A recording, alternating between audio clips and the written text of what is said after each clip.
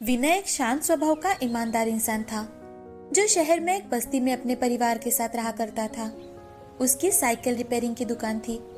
हर दिन सुबह जल्दी उठकर विनय अपनी दुकान पर जाकर लोगों की साइकिल रिपेयर करता था। ठीक विनय के दुकान के बाजू में ही एक कार रिपेयरिंग की दुकान थी जो उसका दोस्त शुभम चलाया करता था। हर दिन की तरह एक सुबह दुकान पर विनय और शुभम बातें कर रहे थे। क्यों भाई विनय, कितने सालों से साइकिल ही रिपेयर कर रहे हो भाई, बड़ा कब सोचोगे? शुभम, ये दुकान मेरी सदियों की साथी है। इसी के बदौलत मैं अपने बच्चों को पढ़ा लिखा पाया हूँ। इसे छोड़ने का ख्याल तो मेरे मन में कभी आया ही नहीं। तुम मुझे गलत समझ रहे हो विनय। मेरा मतलब था कि तुम अपने परिवार के लिए गाड़ी कब खरीदोगे। तुम्हारे दोनों बच्चे बड़े हो चुके हैं, उन्हें थोड़ी साइकिल पर लेकर घूमोगे अब। तुम्हारी बात तो सही है शुभम, पर इतने पैसे कहाँ? उन्हें पढ़ाने में ही आधी उम्र चली गई, अब क्या गाड़ी लूंगा। विनय ने हंसकर इस बात को टाल दिया, लेकिन कहीं न कहीं अब उसके जवानी का सपना उसे सता रहा था। अपने जवानी के दिनों में विनय ने सोच रखा था कि वो खुद की गाड़ी खरीदेगा और उसी में अपने परिवार के साथ अलग अलग जगहों पर घूमेगा। लेकिन असलियत में परिवार संभालना कितना कठिन होता है ये उसने संतान होने पर ही जाना था। विनय की 2 संतान थी, एक लड़का ऋषि और लड़की अनु। दोनों भी शहर में ही काम किया करते थे। ऑफिस घर से दूर होने के कारण वो दोनों ऑफिस के क्वार्टर में ही रहते थे। एक बार छुट्टी के दिन दोनों घर आए हुए थे।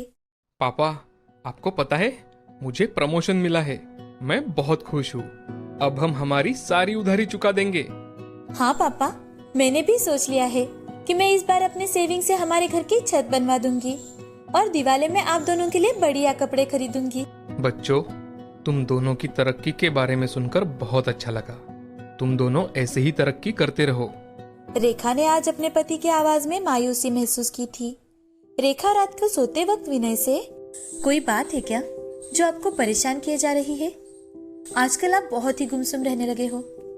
रेखा, कहने को तो अब मुझे शर्म आती है, पर याद है मैंने तुम्हें वादा किया था कि एक दिन हमारी खुद की कार होगी। आज मेरा बुढ़ापा इतने नजदीक है, पर हमारा वो सपना सच होता मुझे कहीं नहीं दिखाई दे रहा। लगता है ये जिंदगी तो यूं ही खर्चे निकालने में कट जाएगी। आप इतनी चिंता क्यों करते हो? हमारे बच्चे हमारा सपना जरूर सच करके दिखाएंगे। नहीं रेखा, मैं अपनी ख्वाहिशों का बोझ मेरे बच्चों पर नहीं डालना चाहता। अब जिंदगी ऐसी ही है तो ऐसे ही सही। विनय और रेखा इस बात से खुद में मुस्कुरा रहे थे, पर उनका मन दुखी था। उनकी इस पीड़ा को ऋषि और अनु ने सुन लिया था। अब दोनों ने तय कर लिया कि अपने माँ पिताजी का सपना वो पूरा करके रहेंगे। अगले दिन सुबह ऋषि और अनु अपने माँ पिताजी के साथ बैठे हुए थे तो उनसे, पापा, आपका सपना भी हमारा सपना है। मैं चाहता हूँ कि आपका सपना हम सब मिलकर पूरा करें। हाँ पिताजी, हम आपके साथ जी तोड़ मेहनत करेंगे ताकि हम अपनी खुद की कार खरीद सके। इससे पहले विनय कुछ कहता, रेखा ने उसके कंधे पर हाथ रखकर उसे आश्वासन दिया कि वो सब मिलकर ये सपना हकीकत में बदल सकते हैं। विनय ने मुस्कुराकर हामी भर दी। अब ऐसे ही 2 साल बीत गए। ऋषि और अनु दोनों मन लगाकर काम कर रहे थे। दोनों अपने करियर के साथ इतना बिजी थे कि दोनों ने अपनी शादी की बात को भी हवा में उड़ा दिया। उन दोनों से पीछे ना रहकर विनय ने भी अपने दुकान का विस्तार किया। उसमें बेचने के लिए साइकिल लाकर रखे और तो और प्राइवेट गियर्स भी, जिसे वो साइकिल के साथ ही बेचा करता था।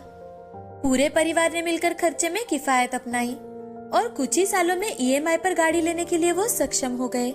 पापा, हमने कर दिखाया।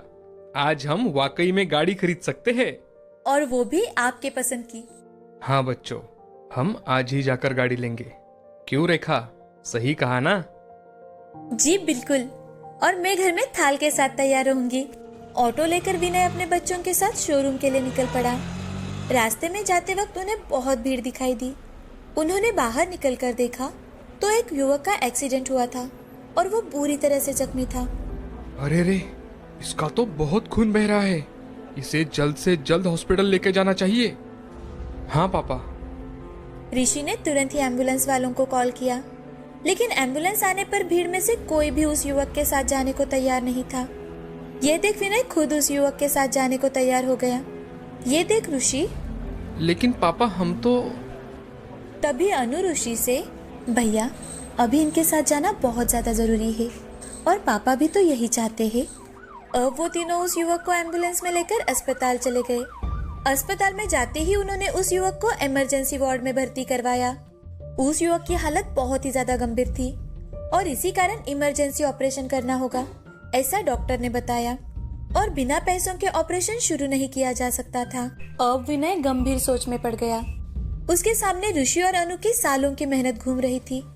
उसने अपने हाथ में पकड़े लिफाफे को देखा और दर्द भरे स्वर में डॉक्टर से, डॉक्टर, आप ऑपरेशन की तैयारी कीजिए, पैसे मैं भर दूंगा।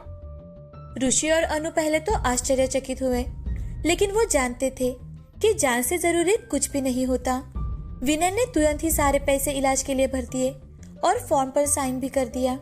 अपने सारे डिटेल्स भी भर दिए। उस युवक का ऑपरेशन सफल रहा। ये सुनते ही विनय और उसके बच्चे दूसरे दिन घर आ गए।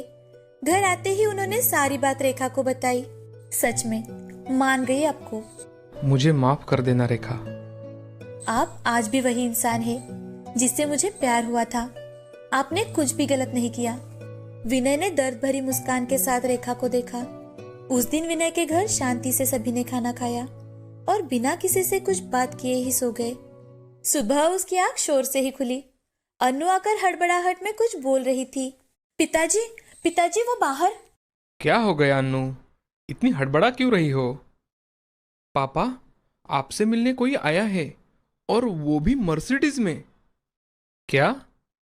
विनय तुरंत ही बाहर आ गया तो उसने देखा कि एक आदमी सूट बूट पहना खड़ा है और उसकी तरफ देखकर मुस्कुरा रहा है। अचानक से वो आदमी आगे आकर विनय को गले लगा लेता है। विनय जी, मैं आपका जितना शुक्रिया अदा करूं उतना कम है। आपने मेरे बेटे को मौत के मुंह से बचा लिया। वो एक गंभीर हादसे का शिकार हो गया था। मैंने सब पता किया है। उस दिन भीड़ में बहुत सारे लोग थे, लेकिन उसे अस्पताल में कोई नहीं ले गया। आप अकेले थे जो उसे अस्पताल लेकर गए। साथ ही में उसके ऑपरेशन के लिए पैसे भी दिए। विनय जी, अगर आप ये सब ना करते ना, तो आज मैंने मेरे बेटे को खो दिया होता। लेकिन आपको मेरा पता कैसे मिला? शायद आपने मुझे पहचाना नहीं। जिस शोरूम में आपने आपकी गाड़ी बुक की थी ना, मैं उसका मालिक हूँ, मिस्टर वर्मा। आपके बच्चों ने गाड़ी की बुकिंग कर दी थी। मैंने आपका नाम शोरूम में देखा और अस्पताल में भी। मिस्टर वर्मा, मैंने जो कुछ भी किया वो इंसानियत के नाते किया है। आप मुझे शुक्रिया कहकर शर्मिंदा मत कीजिए। वाकई आपने साबित कर दिया कि इंसानियत अभी भी जिंदा है और मैं भी यहाँ वही करने आया हूँ। मिस्टर वर्मा साइड में हो गए और मर्सिडीज की तरफ इशारा किया। विनय जी, मेरे बेटे की जान के आगे ये बहुत छोटा तोहफा है। आप प्लीज इसे स्वीकार कीजिए। मैं चलता हूँ। उम्मीद है आप मुझे एक दोस्त के तौर पर याद रखेंगे। और मिस्टर वर्मा अपनी दूसरी गाड़ी में चले गए। यहाँ विनय वहीं पर खड़ा रहकर मर्सिडीज को देख रहा था कि तभी ऋषि, अनु और रेखा आकर विनय के गले लग जाते हैं। पापा, आप सही थे। इंसानियत हर हाल में पहले होती है। विनय की आंखों में अश्रु भर आए थे कि तभी पूरे चौल वालों ने मिलकर विनय और उसके परिवार के लिए तालियां बजाना शुरू कर दिया।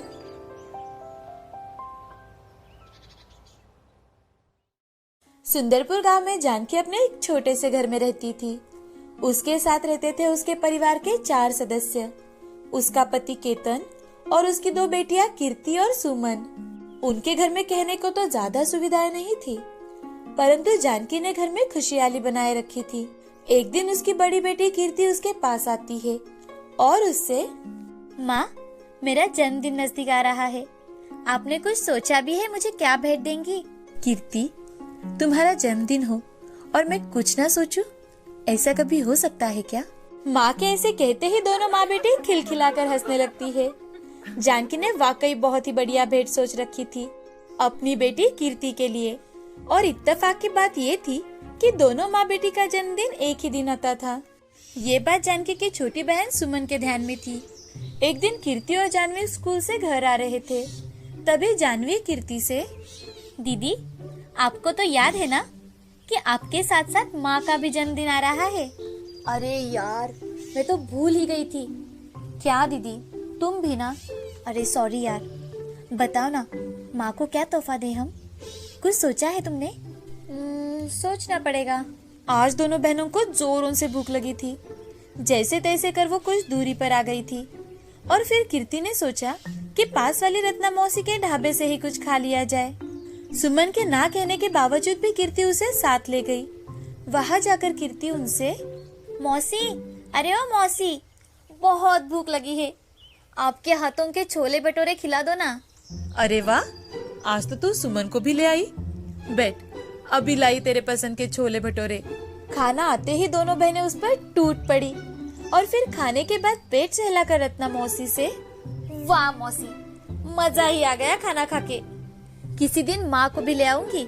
हाँ मौसी। फिर दोनों बहनें घर के लिए निकल पड़ी। घर पहुंचते ही उन्हें अपने पिता केतन के चिल्लाने की आवाज आती है कि अरे क्या मतलब पैसे चाहिए? पैसे क्या पेड़ पर उगते हैं जब तुम मांगो और तुम्हें मिल जाए? जी ऐसा नहीं है, मैं तो बस कीर्ति के जन्मदिन के लिए। इससे पहले कि जानवी केतन से कुछ बोल पाती, केतन उससे, अगर इतना ही शौक है ना पैसे उड़ाने का तो खुद जाकर कमा लो। इतना कह केतन वहां से चला गया। जानकी की आंखों से आंसू आ गए थे, लेकिन अपनी बेटियों को अपनी बेइज्जती का एहसास नहीं करवाना चाहती थी वो। इसीलिए जानकी मुस्कुराकर कहती है, अरे तुम दोनों कब आई?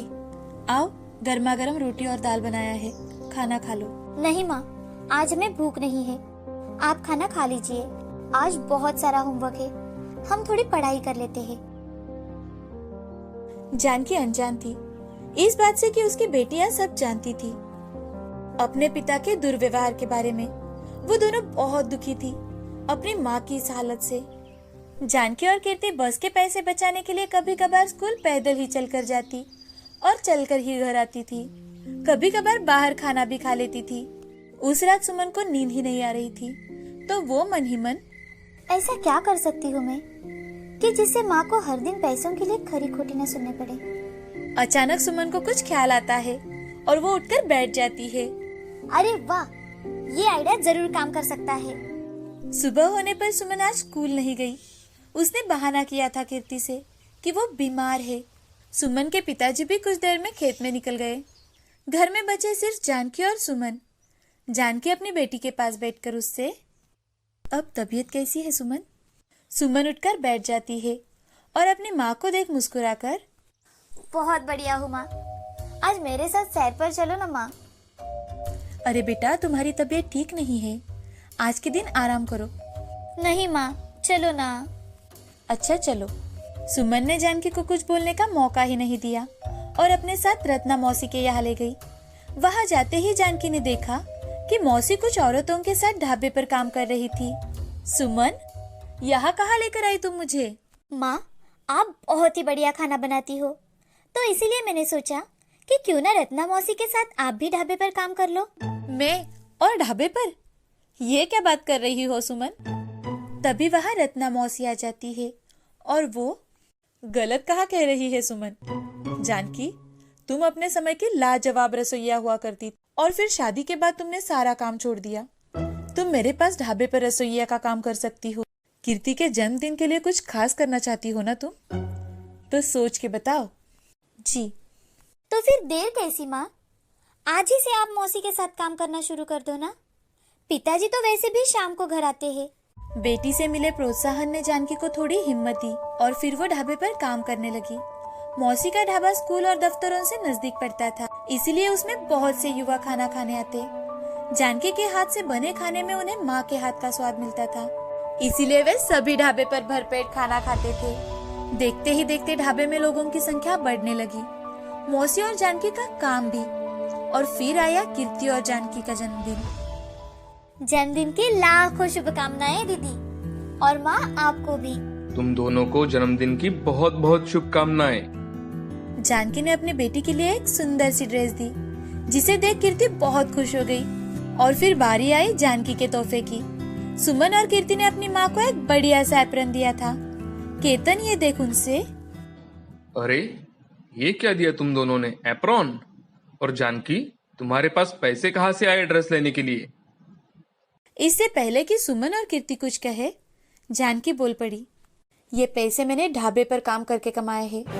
आप ही ने कहा था ना कि पैसे चाहिए तो खुद कमा लो। तोहफे के लिए बहुत बहुत धन्यवाद मेरे बच्चों। जानकी का आत्मविश्वास फिर से वापस आ गया था और साथ ही साथ केतन को अपनी गलती का एहसास भी हो गया था।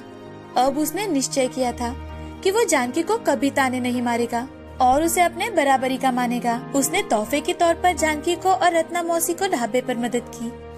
साथ ही उन्होंने मिलकर ढाबे का नाम भी रखा, माँ का ढाबा। आज वाकई में जानकी के जीवन में खुशहाली आ गई थी। हर एक इंसान के अंदर उसकी खुद की एक खूबी होती है जो उसे आत्मविश्वास के मार्ग पर ले जा सकती है। उसके लिए उसे चाहिए बस थोड़ी सी हिम्मत और लगन।